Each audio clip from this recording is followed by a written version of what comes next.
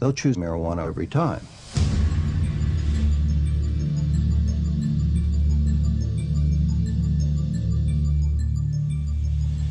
In 2005, the Sentencing Project, a national research organization focused on sentencing laws and incarceration, issued a report that looked at the war on drugs during the 1990s. We talked to one of its authors about their findings.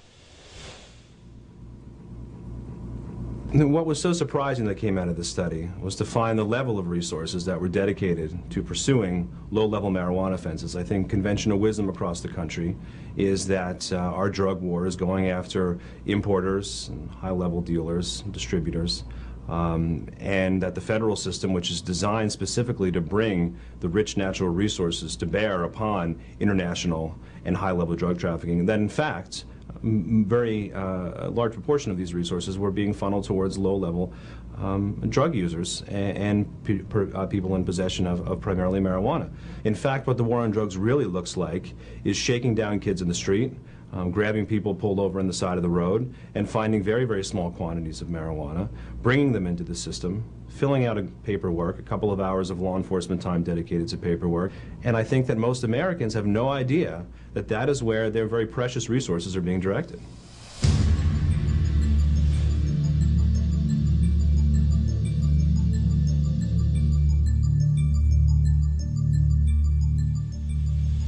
Judge Nichols, you were a trial court judge for 20 years. What does the prohibition on marijuana look like from a judge's perspective?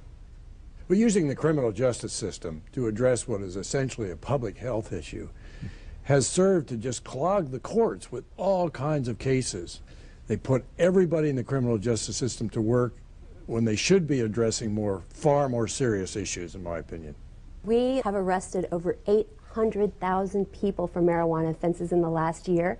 And while those 800,000 simple, small-time arrests are occurring, we could be addressing instead the hundreds of thousands of very serious offenses that our law enforcement dollars could be going toward. And you know, Rick, the consequences of these hundreds of thousands of marijuana arrests go far beyond the impact on the court and our judicial system. It also goes into the communities and affects people in a very negative way.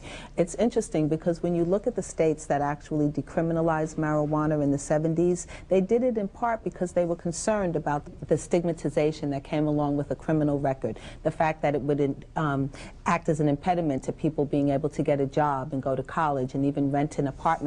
They wanted to reduce that, and that was why they decriminalized it. But yet we see 20 years, 30 years later that there's a huge amount of marijuana law enforcement, and unfortunately, as with all other aspects of our drug policies, these harms are being inflicted disproportionately on communities of color, particularly African American communities. While African Americans make up about 14% of the people who smoke marijuana or use marijuana, compared to 74% of whites who use it regularly, we represent 30% of the people who are arrested and convicted and acquire criminal records because of marijuana use.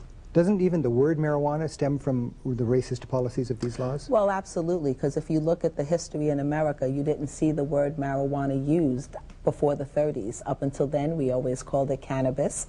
But when they wanted to ascribe the use of marijuana to Mexican immigrants, then they started using the Spanish term marijuana. It's really embarrassing if you think about it, because we're a country that stands for equal justice for all, and yet that's not the message that we're sending to our communities with the way that we enforce our marijuana laws. Al Capone and his gangster buddies weren't shooting each other with machine guns because they were drunk on the alcohol they were selling. They were shooting each other because of the profits associated with the distribution of alcohol, who gets to sell in what neighborhoods. And that in many ways mirrors a lot of the drug problems we have today. It's not the drugs themselves that are causing the violence. In fact, with marijuana, the most damage someone's going to likely do is to a bag of Doritos.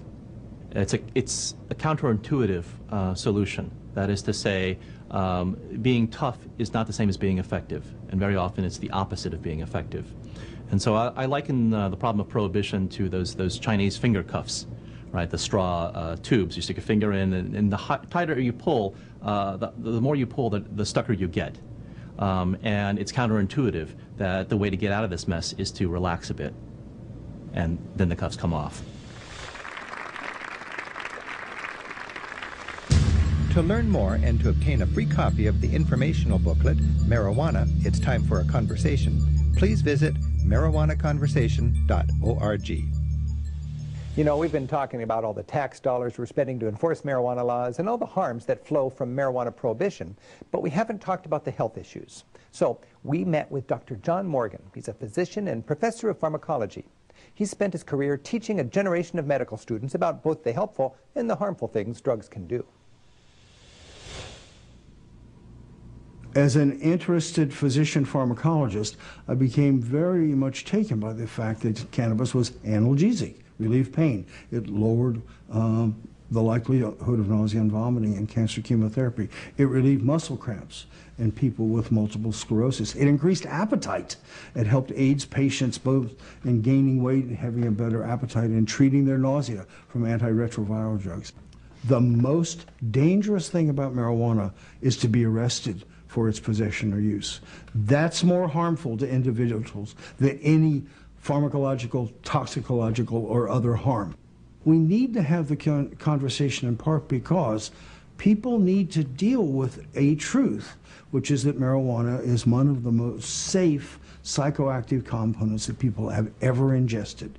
And even though there's a moral opposition and a fear that your children are going to become monsters because they use it, the data and the discussion indicates that the compound is largely safe. And in areas in which it's dangerous, prohibition is doing us no good. And we need to talk about the real issues of this drug and not these pretend issues which the government continues to raise and frighten people with.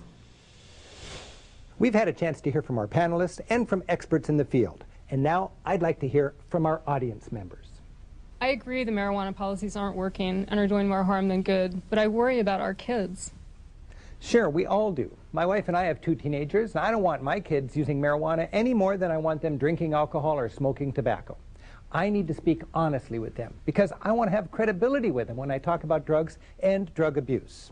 Our children know that drugs can be dangerous, and they know that drugs are not for kids. But if my kids experiment with pot, and they might, I don't want it to ruin their futures.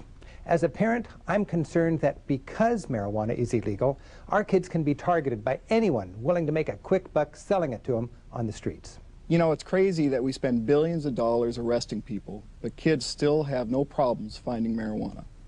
But government studies have shown that to be true. Most teenagers find it's easier to buy pot than to buy beer or cigarettes. And that makes sense if you think about it. Legitimate businesses know that if they sell alcohol to kids, they can lose their license. So they don't. And you know what? In the states that have decriminalized possession of small amounts of marijuana, as well as those that have medical marijuana laws, usage rates have not gone up among minors. In fact, in the Netherlands, where adults can buy pot in licensed coffee shops, significantly fewer teens smoke marijuana than in the United States. Recent studies conducted in both countries showed 28% of Dutch 16-year-olds have tried marijuana compared to 34% here in the United States. By the way, no one I know in the United States or in Europe is advocating allowing minors to smoke pot. Concerned parents here and there love their kids, want to be credible in their eyes, and many want to take the crime out of the equation.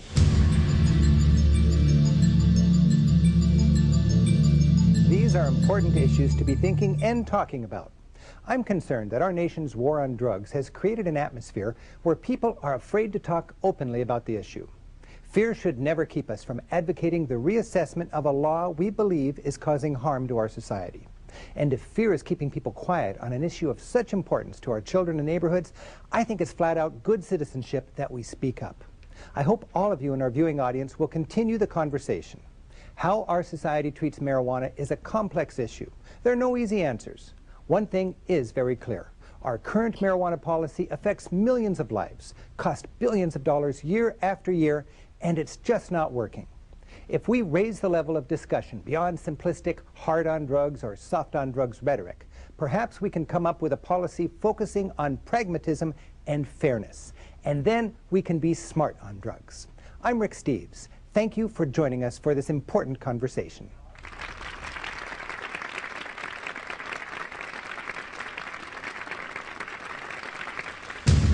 To learn more and to obtain a free copy of the informational booklet, Marijuana, It's Time for a Conversation, please visit marijuanaconversation.org.